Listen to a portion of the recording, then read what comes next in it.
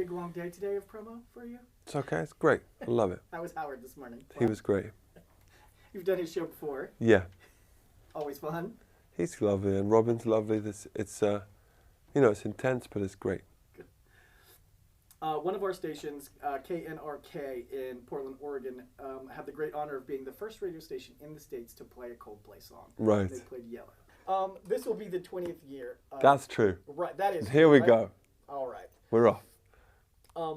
What's been the secret to Coldplay's longevity? You've never broken up and gotten back together. There's never been like giant Coldplay scandals or anything. Like, how have you maintained sort of band cohesion over such a long period of time? That's a great question. I think the way we have managed to stay together is because of three things. We share money and we share credit, and we know when to take a break from each other. By which I mean the others know when to kick me out for a while. And I think we're in a place now when we get together, we're all excited to be there. You know, we really respect the sort of brotherhood, and I think we all know that each of us is needed. That's a key factor of any band that wants to stay together, I think, is to understand that you're all equally important. That's great. Like, tell me just briefly, like, how did you guys decide that you wanted to be in a band together at the very beginning? Sure. Well, my best friend Phil, who's kind of our creative director, we met when we were 13, and we just loved bands. We were into the Police and R.E.M. and U2, and then we were into lots of like R&B, and by which I mean Wilson Pickett and Otis Redding and Aretha Franklin and people like that. And I think we just started dreaming about it. I don't think we ever thought it was possible because we were from farmland in the west of England, and no musicians had really come from there for a while. And I don't know, I guess we started working towards it without even knowing that's what we were doing. I was starting to try and do music as much as possible, and Phil was just kind of studying everything around it. And then we met Johnny, Will and Guy when we were about 18. And we started just rehearsing every day and doing it, not thinking it would ever actually happen, but always putting that as our intention. What do you think you'd be doing if you weren't doing this? Well, I think if we weren't doing this, I'd probably still be trying to do this. I'd probably be one of those guys like busking and still going for it. It was your only option? Well, I just love music, and especially if I knew those guys, I'd still be saying to them, hey, I think we've got a shot here. Maybe one or two of the other band members would have, become billionaires or something somewhere else by now, but I'm happy we're all together. Do you remember the very first time you heard yourself on the radio? Again, this is going out to Yeah, a lot of radio stations, sure. so like radio is super important. Sure. The first time I heard us on radio was on my birthday in 1999. We did a session in London, and then we went to have like cake or whatever, and someone switched on the radio to play back. We did this live session. And at that moment I knew that any time that it came on the radio after that, I'd have to switch it off. Because I was like, we sound better in my head than we do on radio. And or it's just like when you hear your voice on answer phone or speakerphone, everyone is a bit weird about their own voice. And I'm just the same. It's funny you mentioned your birthday. Today is my birthday. Oh, happy birthday. Thank you. Congratulations. I made it another year, the big 4-3. Hold on. I have just the thing for you. The big 4-3, that's a good age.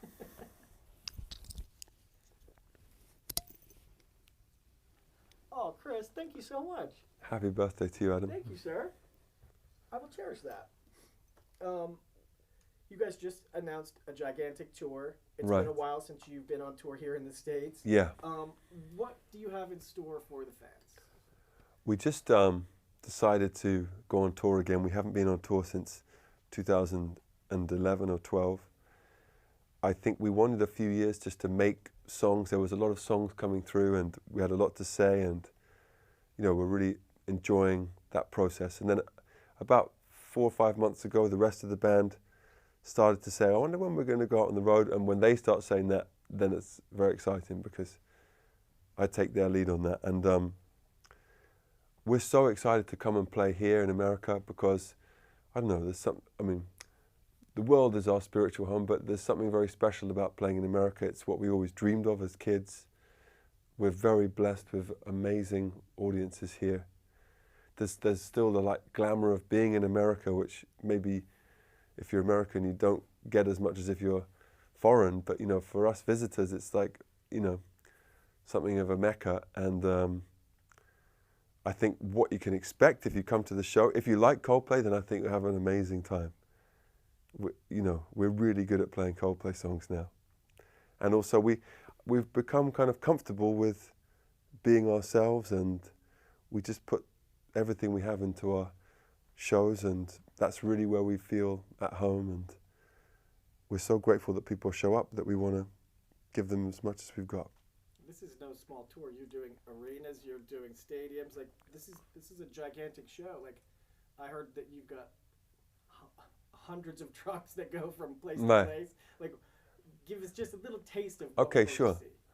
Well, this tour sort of it's for the album A Head Full of Dreams, but it's kind of our dream show as well, in terms of over the years we've found things that work for us in concert, musical and visual, and we sort of accumulate them over the years, and then now we have some new kind of tricks and ways of interacting with people. I think what we love most of all is trying to make the whole concert feel like one voice.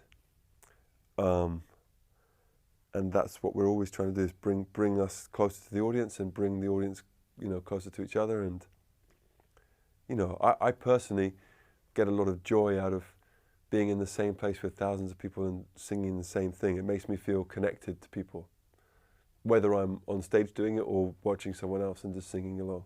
Awesome. And you're headed back to the Super Bowl venue that you just headlined as well. Obviously, everyone there is going to be wondering if Bruno and Beyonce are going to come out again. Right.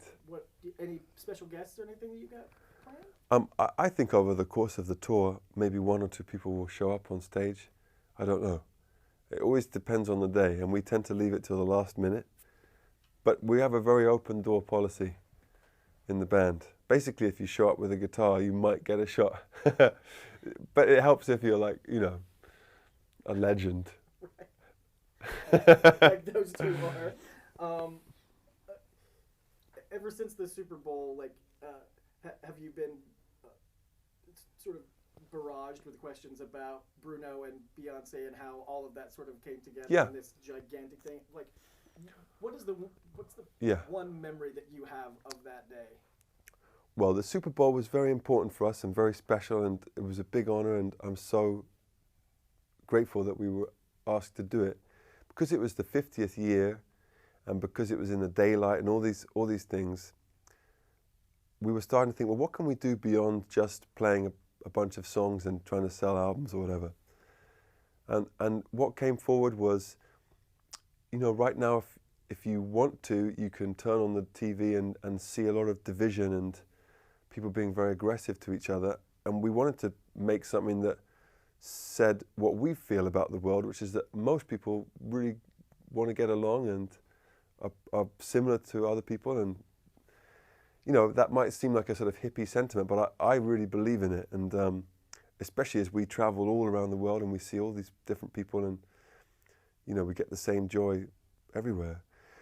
And so that's where the idea of, well, let's ask some other people to come and join us, and let's make it people from very different musical and cultural backgrounds, and then let's make it people that we love. And so that started to brew, and then I was thinking about Uptown Funk and how much I love that song and how no one's ever seen that live, really.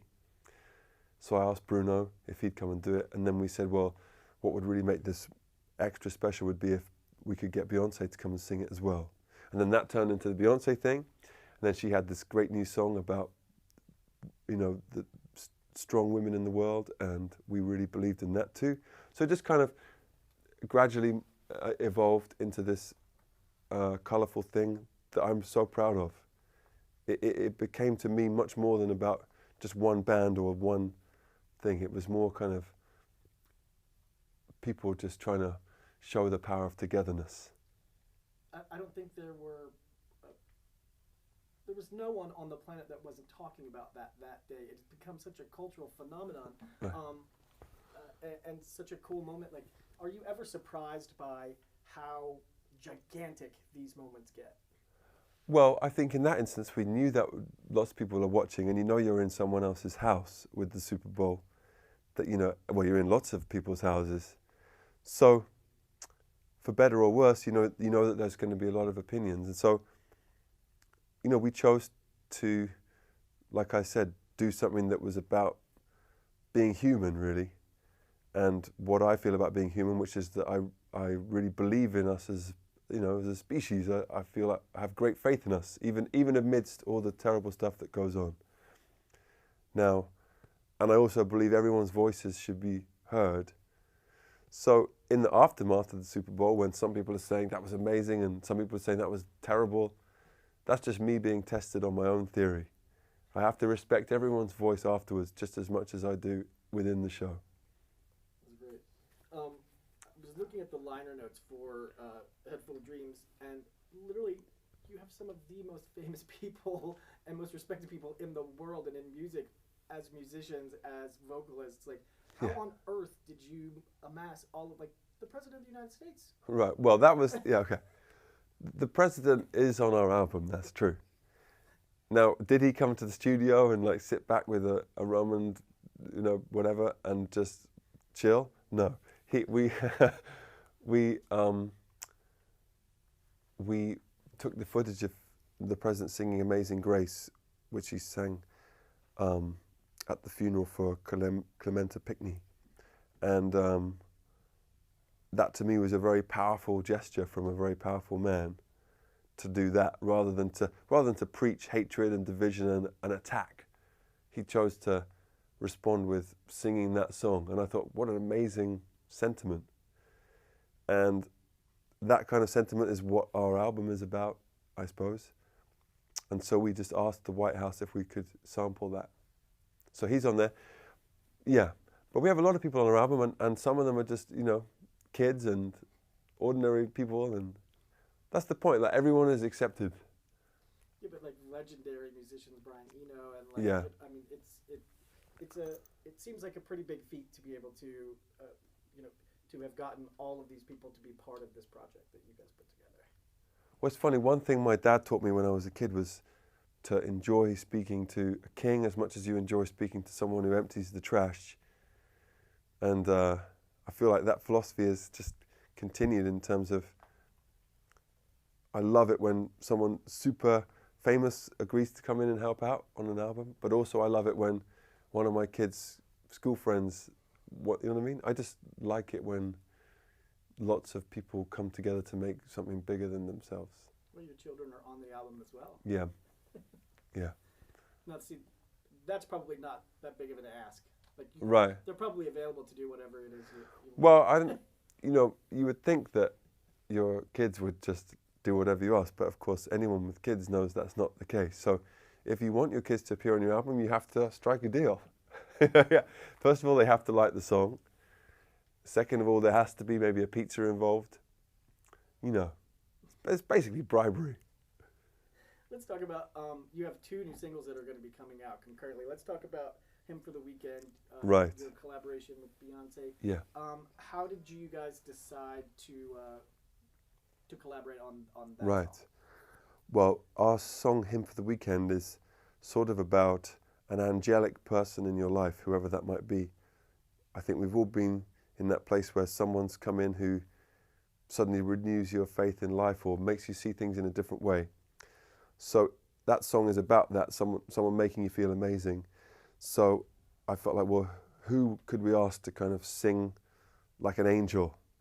And so I thought, well, no one really sings as angelically as Beyonce. Well, some people do, but she's really my favorite. And so I just asked if she would do it. And she was very sweet, and she said, yep, if there's a pizza involved, just like my kid said. He's got to strike a deal. Good choice. And then also, Up and Up is also going to be released at the same time. Tell me a little bit about that song and how it came together. Up and Up, the song that we're releasing now, came from reading a book called The Grapes of Wrath, the John Steinbeck book. That's how it started, and then it sort of, I think it's, for me, turned into like our defining song. If I had to pick one song in our whole, catalogue or whatever that summed up how I feel, it would be that one. It's sort of how I feel about life, I think, in terms of it's really a song about understanding that all of us go through challenges and we all have the choice of how we respond, and in my experience it's best to look on the bright side and try and find the optimism, and that song's about that. But it started from The Grapes of Wrath and then turned into a long guitar solo, and I'm so proud of it. Good. Now, these next couple questions, we're doing lots of big pieces that will roll out at the end of the year. Lots of artists are sort of, sure. These are going to be a little bit random. Yeah. Just to hit it, man. You're doing great. What'd you have for breakfast today? I didn't have breakfast yet today. I'm going to have breakfast probably about lunchtime. I'm one meal behind. What's your typical breakfast? Well, I would have breakfast all day, every day if I could. I mean, all due respect to the other meals, but if I had to marry a one meal, I would be breakfast. So I would have, I didn't answer your question. I love cereal, I love oatmeal, I love toast. Not so much toast anymore because, but I love cereal. I don't know, I like all of them. If I didn't have to worry about being, like a middle-aged singer, and I was just going to let it all go, I would eat pastries just all day, donuts. Now, see, I just read, I think it was in Rolling Stone, that you've given up donuts. Yeah. Because you're preparing for this tour. Yeah. Do you miss them terribly? I don't miss them terribly. I mean, I think as you get older, you have to make choices. So if you want to attempt to do the same job as Mick Jagger, you have to look to how he takes care of himself. I guarantee that him and Bruce Springsteen aren't meeting at Dunkin' Donuts to like share a dozen. So I feel like, well, maybe I've got to let the donuts go for this couple of years if I want to be able to move from A to B on stage. The staff at Entercom are big fans of both bourbon and bacon. Chris, are you a vegetarian? No. Okay. So if you had to choose between bourbon or bacon, which one would you choose? You could never have the other ever again. Sure. I would choose bourbon out of those two. The whiskey, right? Yeah. Yeah. I would choose that because I feel like a gentleman should have a bottle of whiskey to hand. But it shouldn't look empty. Do you see what I mean? Sure.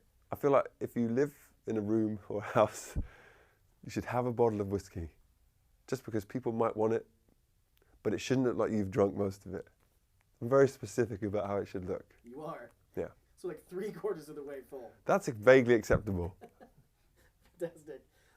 Same sort of question, like if you could have a taco or tequila, but you could never have the one that you don't choose for the rest of your life. Well, I actually have tacos every day for lunch, so I would choose tacos. Really? Yeah. Every day? There's a lady called Lily who makes tacos where I live, just down the street, and I never thought I'd be one of those people that said, you've got to try this, it's the best X you'll ever have. But in this instance, I say, you've got to try these tacos made by this lady called Lily. They're the best tacos you'll ever have. Lily's Tacos. That's what I'm really here to plug. Fantastic. Do you or your children, do you have any pets? Yes, some dogs. My kids have some dogs. Would you consider yourself a dog person or a cat person? Well, I like cats. I've only really had dogs. What kind of dogs do they have? My kids have a German Shepherd and I think she's a teacup Maltese maybe. She's tiny and fluffy, but she's the boss out of the two of them. Big Yeah, yeah. He does what she says, and she normally says, "Meow." What's the last song artist that you listen to on your personal iPod or phone? Yeah. Would you mind repeating that question back to me? Yeah. The last artist I listened to was Mike Posner, because I'm obsessed with that song, I Took a Pill in Ibiza, or Ibiza. There's so many different ways of saying it. But that's my favorite song right now in terms of a pop song. And then before that I was listening to Bob Marley. How often do you find that you have the opportunity to actually listen to the radio? I listen to the radio every day because I'm with the kids going to or from school, and I'm in Los Angeles a lot, so I'm in traffic sometimes, and I think the radio is like the way to take the pulse of the world musically. What's the last artist that you actually discovered from the radio? The last artist I discovered from the radio was a girl called Tove Lo, who actually is also on our album now. So that came from listening on the radio and be like, who's this person? And then cut to, we managed somehow to get her to come to the studio. I love her very much. Yeah, she's great. She is on a new track by Years and Years. Cool. That I love. Cool. It's amazing. Great. So now this is the next little bit that we will do. If you wouldn't mind, there's a philanthropic initiative that Intercom has, and it's called One Thing. So basically the question is, what is the one thing you do to preserve the environment? And if you would repeat that question back to me, please. What is the one thing I and we do to preserve the environment? Well, recently I've stopped washing, which might be going a little far, according to the people close to me. So apart from that, I think we try and use recyclable materials as much as possible. I mean, we're like everyone else, we're just trying to do more than one thing. I think it's thinking about, the packaging of your albums, everything, well, lots of it's online now. But just in the house, it's like switching lights off and the basic stuff that everyone does. But you're pretty passionate about the environment. I mean, you've spoken out, you've done lots of projects and things like that. So like this is pretty important to you. Well, I mean, I think everyone pretty much needs the environment. I don't know that many people who can't live without it, or who can live without it. I mean, most humans I've met, really like it. The earth. Yeah, but there are people that are not particularly mindful of how it's treated. Yeah, but that'll change. I think when I was growing up in the countryside, no one knew what recycling was or anything.